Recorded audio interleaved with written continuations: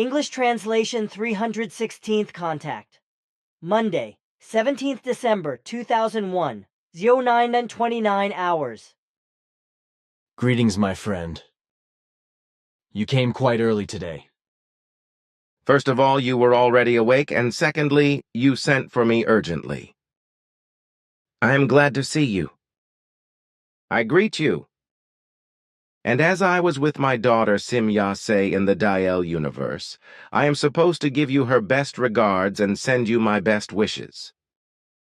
She also lets you know that she is doing well, and that you also get greetings from Asket and Nera, who, by the way, ordered greetings and good wishes for you themselves. Thank you very much, Ptaah. You may also send them all my best wishes and greetings. When will it be possible for me to see them all again? Is your new means of transport not ready to be used yet? No, unfortunately not yet, and I will send your wishes and greetings. But when will it be, in terms of the new travel arrangements? There are still various things to be fixed, but in the foreseeable future everything will be ready for use. Whatever the foreseeable future holds for you. I guess I will have no choice but to exercise patience. It will be like that. But why did you send for me? It is about the fact that you do your very important work for the center, and all the group members on all meeting days in January, February, and March. So I would like to ask you, that is to say Quetzal, because we have a very important meeting in Fischingen in the canton of Thurgau. I understand. It is actually a concern that falls within Quetzal's competence and technology. So I have to ask him if there is any chance, but I cannot do that from here, so you will have to wait until I have cleared things up with Quetzal. That should be about 15-30 hours or 16 hours after I leave here? That is enough, because I do not need to know right away. Still, I am happy to have it done a bit quickly. So it shall be. Then I have a question once about a priest who had something to do with Isa Rashid. I cannot remember the name, where the priest was from, where Isa Rashid met him, and whether the man was a priest at all at that time, because his age was much lower than Isa's. The man was much younger than Isa Rashid, and at the time the two of them met, this man was probably still a young man, and therefore still went to school or was a novice or something. Unfortunately, Isa told me only once that he had spoken to this man or young man. I really do not know anything more. But maybe it would be interesting if this priest could be found, because maybe he could remember Isa Rashid. Isa also said that I can somehow remember that he would work in Jerusalem, as a priest.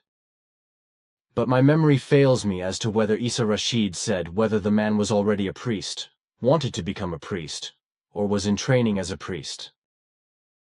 These matters are known to me. In fact, this priest exists and is active in Jerusalem. I know this because I was personally interested in all the things surrounding Isa Rashid and consequently clarified everything in detail. So I can also tell you that the priest actually exists, is to be found in Jerusalem, and bears the name Mitri Raheb. Thank you. Your confirmation is enough for me to prove that Isa's statement was indeed correct. After all, I did not doubt it even if I wanted confirmation. Isa Rashid never lied to me. I could write to him and ask him if he remembers Isa.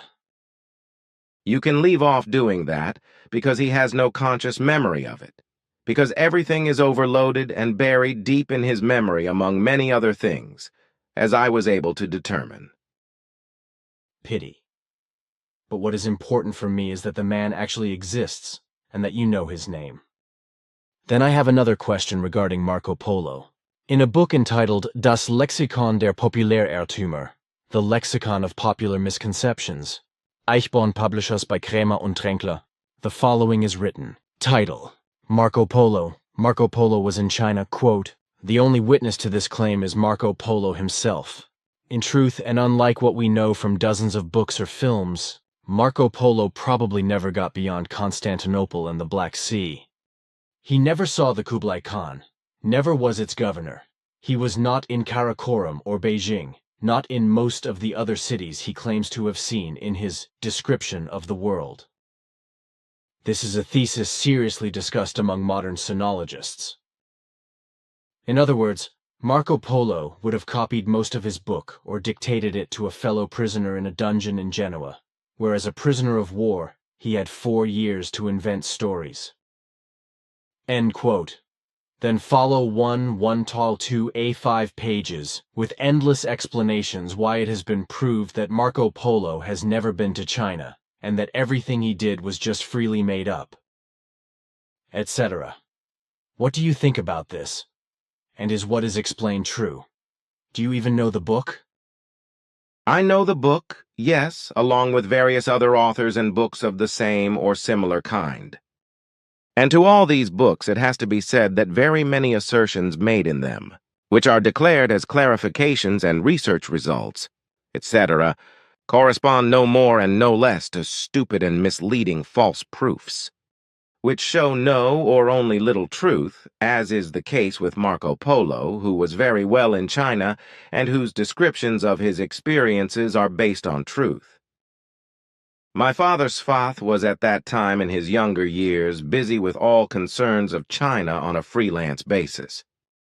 As a result of this, he also made a great many notes, in which Marco Polo's work in China is also listed, which clearly and without any doubt prove that this man wrote everything down truthfully, as copies of Marco Polo's writings made by my father prove. But I am also aware that earthly would-be scientists are trying to fathom historical events, etc., on a continuous basis, and in doing so are creating incredibly stupid and unrealistic speculations, because they create false connections which they create from their own and unreal point of view. This is very unfortunate because it leads to enormous new falsifications of old facts, even in the New Age, which give an absolutely misleading picture of things. This is incomprehensible. Why is this being done? Out of self-importance, greed for profit and image, but also partly because humans who do this succumb to certain ambitions of false research. Thank you. I do not have any more questions, except, how do you actually cope with the coldness that prevails at the moment? We already had 17 degrees below zero. I can do without cold. I prefer to stay where it is warm. But some of us, love the cold as much as the warmth. But now I must go again, my friend Edward. I will give you a message. Goodbye. Take care, and salami.